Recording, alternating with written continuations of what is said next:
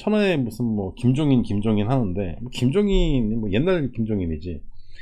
이미 지금 맛이 갔기 때문에 김종인이 가봤자 할 수 있는 것은 또 다른 분열의 시작이고, 김종인은 분명히 제가 그랬잖아요. 예, 중도병 걸렸기 때문에 중도층을 어떻게든지 끌어들이기 위해서 중도층 친화 정책을 쓰게 될 거예요. 그렇게 되면 전통적인 지지 기반이 떨어져 나가고 그 지지 기반의 표를 받고 먹고 사는 사람들이 있기 때문에 김종인한테 하나도 아쉽지 않게 됩니다. 김종인이 빨아들이는 중도층, 빨아들일 거라고 생각을 하는 중도층, 예, 중도층에 대해서 뭔가 아쉽고, 그쪽 표가 필요한 사람들은 당연히 김종인한테 붙을 거예요. 당연히 김종인한테 이렇게 붙을 텐데, 그 표가 아쉽지 않고 원래 전통적으로 자신들을 지지해주는 그거를 먹고 사는 사람들은 아쉬울 게 하나도 없습니다. 근데 지금 보시면 아시겠지만 대구 경북 지역과 부산 지역은 약간 분위기가 달라요. 예, 분위기가 다릅니다. 김종인이 하고자 하는 것은, 대구 경북은 집토끼니 부산 경남, 특히 부산 쪽을 지금 잡겠다는 것 같아요. 부산 쪽을 잡아보겠다고 지금 그렇게 하는 것 같습니다. 왜 부산 쪽을 잡겠다고 하냐면, 부산 쪽에 계시는 분들은, 부산 시민들은 이번에 보시면 아시겠지만, 어제 갤럽 조사에서도 보시면 아시겠지만, 대통령님 국정수행 지지율이 부산 지역에서 60%가 넘어요. 부산 지역은 거의 서울 지역하고 거의 비슷비슷합니다.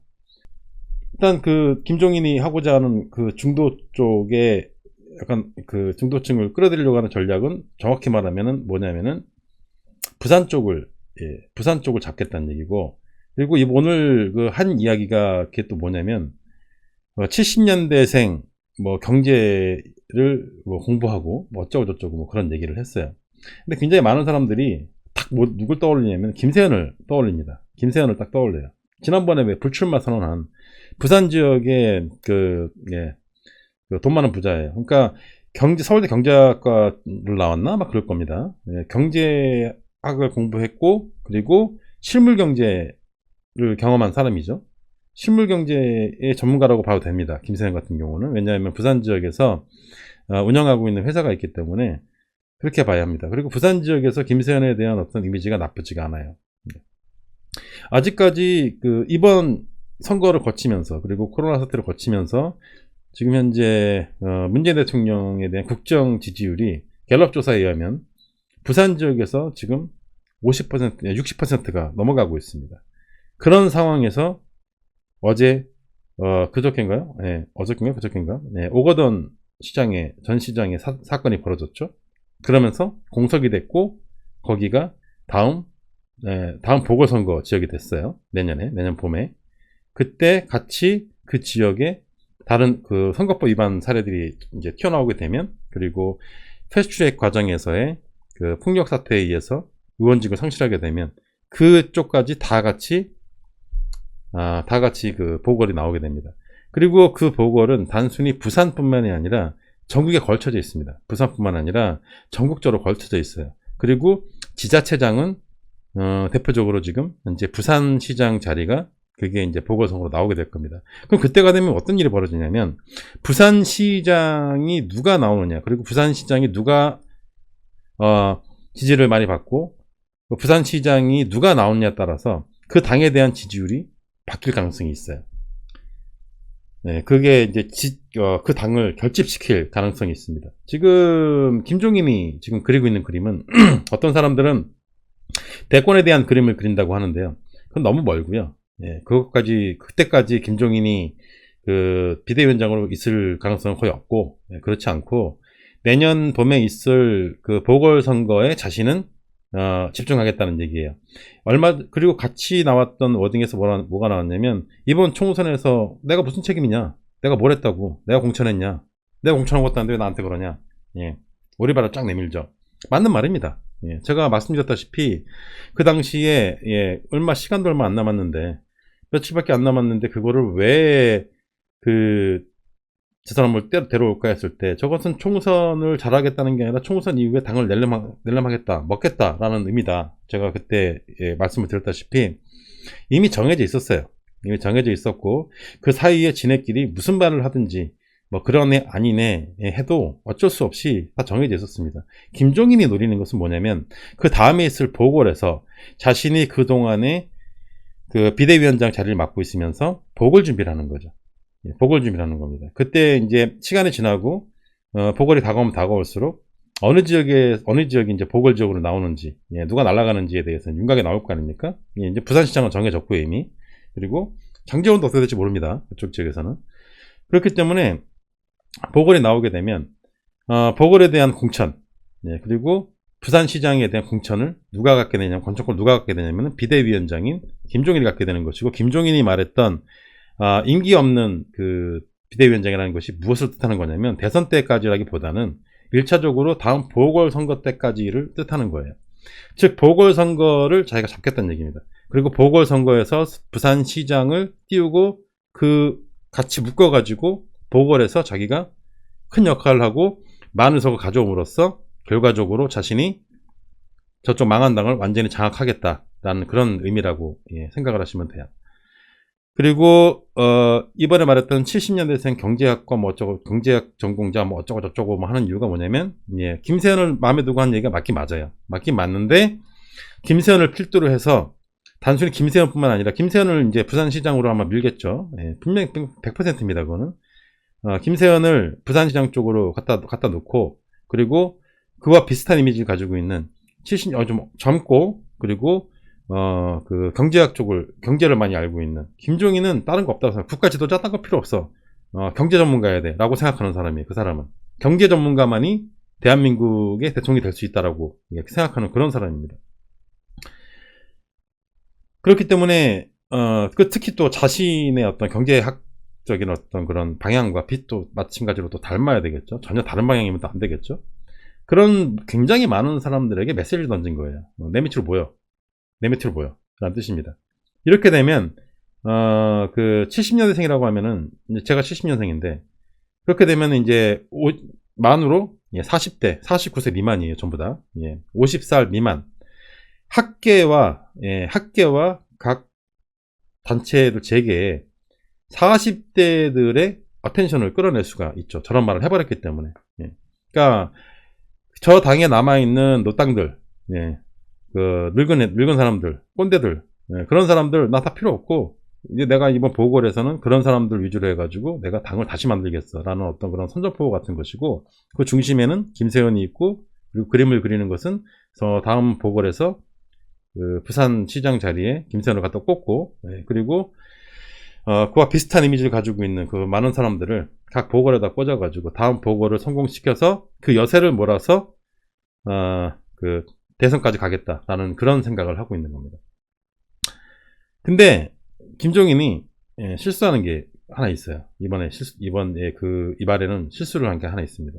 뭐냐면 김세현 입장에서도 굉장히 기분 나쁠 거예요. 제 생각에는. 왜냐하면은 그런 어떤 클 수 있는 사람, 예, 어떤 큰 사람은 누가 키워줘서 크는 게 아닙니다.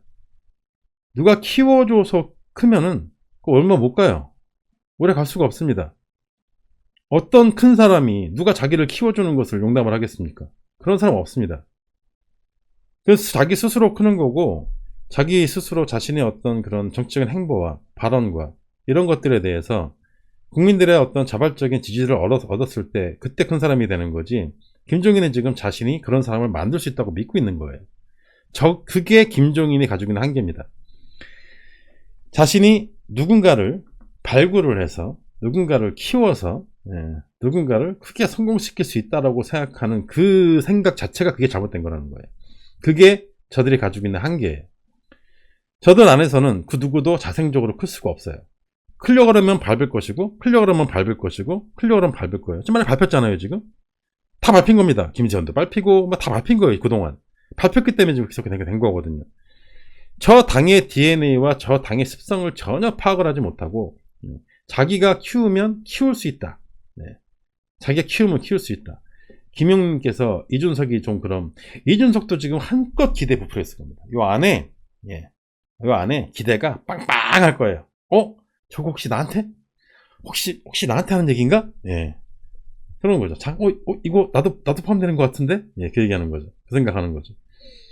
굉장히 많은 사람들 가슴에 빵빵한 기대감을 넣고 그들을 모아서, 예, 그들을 중에 누군가가 자기가 키워서 뭐 성공을 시키겠다, 그런 생각을 하는 거예요. 근데 저 당의 DNA에 맞지 않습니다. 맞지도 않고요.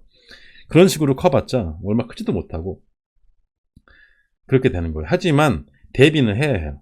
무슨 생각을 하고 있는지, 김종인이 무슨 생각으로 비대위원장 자리를 이미 선거가 다 끝났는데 다 망한 당을 왜 저거를 이렇게 헐값에 인수했는지에 대해서도 생각을 해봐야 됩니다. 끝난 게 아니고 이제 새로운 시작이라고 생각하는 거고요.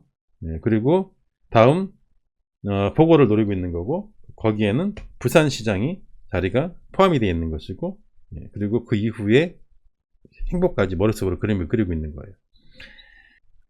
지금 김종인이 하려고 하는 신진 세력을 키워가지고 자기 세력으로 만들어서 자기 말로는 자기는 대권에는 관심이 없다고 하지만 신진 세력을 만들어 자기 데다 줄을 쫙 세워놓으면은, 자기 데다 줄을 쫙 세워놓으면은 그러면 다음 대권 모르는 거죠. 왜냐하면은 김세현은 아무리 신진 세력이라고 키운다고 하지만 부산시장 됐어요. 이제 2년 됐습니다. 되면은 이제 임기 얼마 안 남습니다. 기껏 해봤자 한 1년밖에 안 남아요. 그러면 부산시장 바로 됐는데 대권 또 나옵니까? 대선에? 못 나오죠. 솔직히 애매하죠. 솔직히 1년밖에 안 됐는데. 그렇지 않습니까? 그렇게 되면 누가 나가겠습니까? 그럼 준표도 안 돼. 너도 용도 폐기 끝났어. 유승민도 안 돼. 너도 끝났어. 지난번에. 안철수도 안 돼. 너도 끝났어요.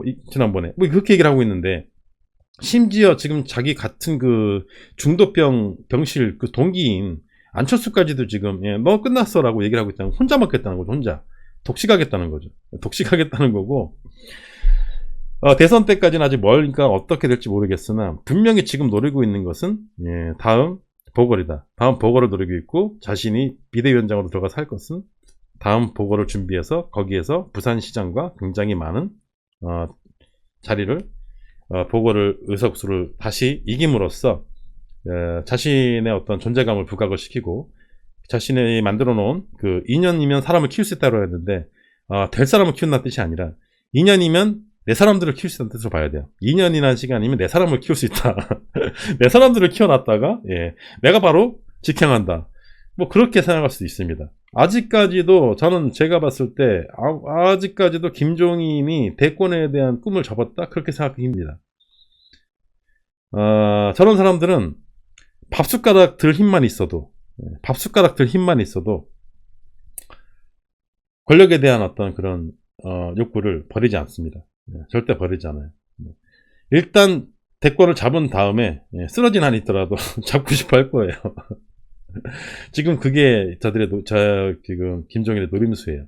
근데 그러면 저들은 지금 그 내일 모레라고 하는 그 모래시계를 가지고 저러고 있습니다. 제가 이 뒤에다가 사진 하나 띄워놨는데요. 이것도 무슨 뜻이냐면요, 일상 브이로그 하려고 그런 건 아니고요, 농담이고, 언뜻 저기 딱 보면은, 저 보면서 무슨 생각이 들었냐면, 배가 산으로 갔잖아요. 배가 산으로 갔죠. 배가 산 위에 있습니다. 저기에 타 있는 사람들은 저 배가 곧 출항할, 내일 모레 출항한다고 생각을 하고 있는 거예요. 저 배에 타고 있는 사람들은 내일 모레 저 배가 출항한다고 생각을 합니다. 물론 현실 세계에 계시는 분들은 안 그러죠. 저기 그냥 선셋 크루즈니까 그 바다 위에 있는 어떤 그 크루즈가 아니라 저 리조트에서 그 크루즈에 탄 것 같은 기분을 느끼면서 해가 뜨고 그런 걸 이제 보는 그런 어떤 그런 가보셨어요? 이미 나갔습니까? 그래요? 안타깝네요. 가보지도 못한 사이에 벌써 나가버리다니. 에이씨. 진짜 가신 분들 말고, 이제 저거를, 저쪽 애들, 미통당 애들의 비유를 하자면, 배는 이제 산 위에 있는데, 저 배가 내일 모레면 출항할 수 있다. 저 배가 바다에 뜰 수 있다. 믿고 있는, 모래시계를 안고 사는 사람들에 대해서, 비유를 하려고 저걸 뒤에다 띄워놨습니다. 너무 웃겨가지고. 산 위에 있는 배. 저 물이 차오르면 바닷물이 쫙 차올라가지고 저 배를 띄울 거라고 생각을 하는 거예요. 언제? 내일 모레. 내일 모레 되잖아요? 아직 때가 안 됐어. 아직은 때가 안 된 거예요. 다시 내일 모레. 내일 모레가 되면 또 아직은 때가 아니야. 내일 모레. 이렇게 되는 거죠. 내일 모레 곧 물 위에 뜨게 될 산 위에 있는 배입니다. 그런 거예요.